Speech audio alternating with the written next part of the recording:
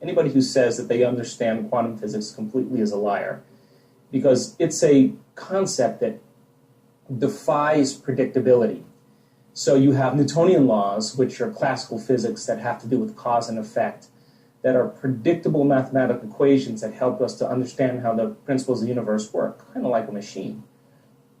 That allows mind and matter to be separate entities. Well, with the advent of quantum physics, we're starting to see that mind is matter, and matter is mind, and that the two are inextricably combined.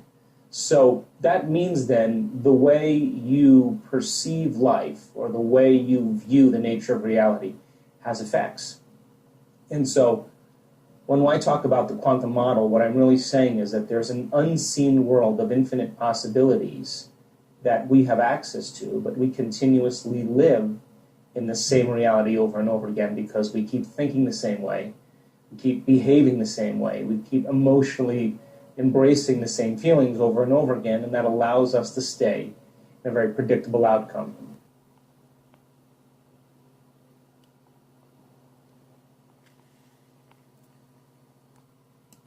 And if you need to go somewhere, you stretch it out and sit on it, and it carries you there. And if you're hungry, you eat it.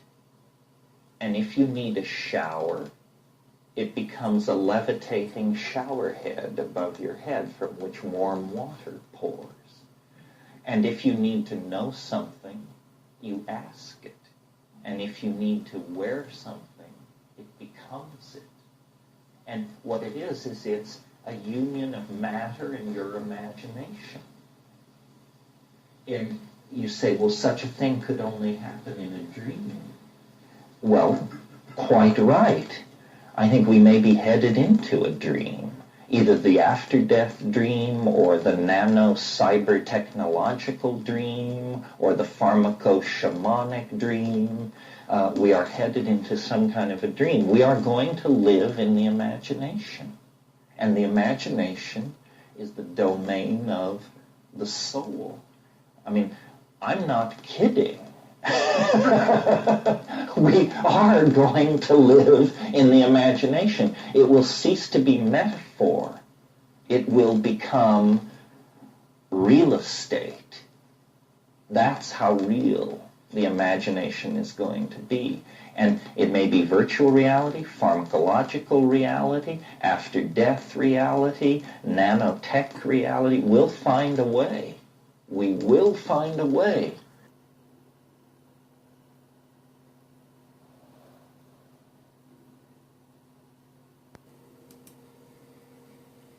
And then you think, no, I don't want to control these people. I would like them, yes, to be controlled in the sense that they were happy to do the things I would like them to do.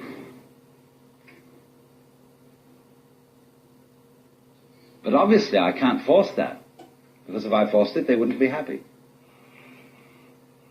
See, when you marry someone, when you have a family, you want your children, you want your relatives, you want your wife, etc., to be happy to do the things for you that they do. And so we say to each other, would you like to bring the washing in? And very often the answer is no, but I will.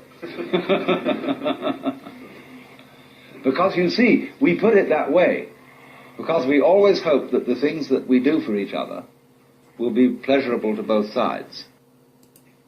But give it to everything. Say to everything, which in course is going to include as much of yourself as you can objectivize. In other words, your stomach, your intestines, your everything, you see. Say to it all, now it's your turn. Let's see what you're going to do.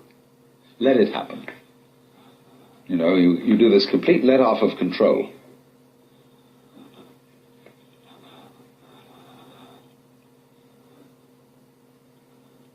And you find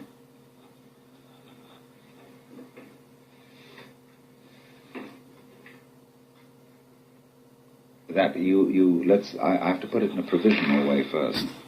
You get the sensation that that everything else is living you. It lives you.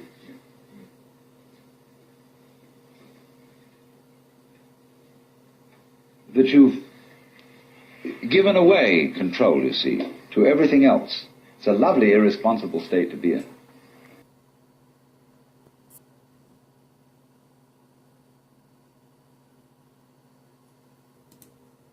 But why have my experiences always been positive when other people haven't had positive experiences consistently? In fact, some people, as we know, have committed suicide or done other foolish things while using drugs. Well, set and setting. I was always a student in psychology. I took drugs with friends. We engaged in intellectual discussions.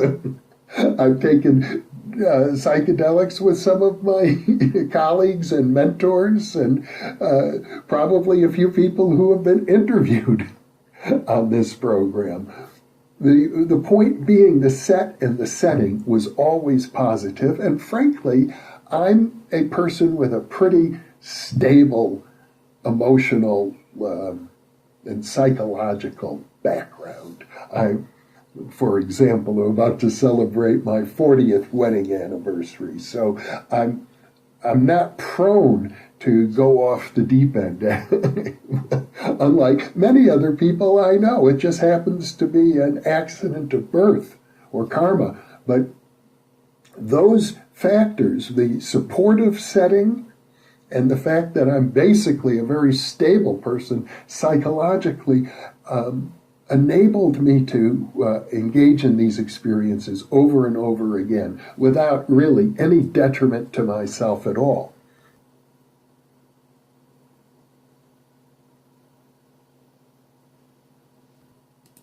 Can I start? No, don't stop the clock yet, though. No, don't stop the clock. Don't stop. No. All right. I'm very glad to be here. Yes, Lenny will be telling us about complexity. Right? I'm very glad to be here. At my age, I'm very glad to be anywhere. He's not going to start the clock yet because, you know, some of you from a different field don't know me, so I thought I would tell you about myself. I do come from a very different culture than most of you. I come from the South Bronx. In the South Bronx, when you are in the schoolyard, playing basketball or whatever, and a kid came in and said, "Can you prove that?" We beat him up.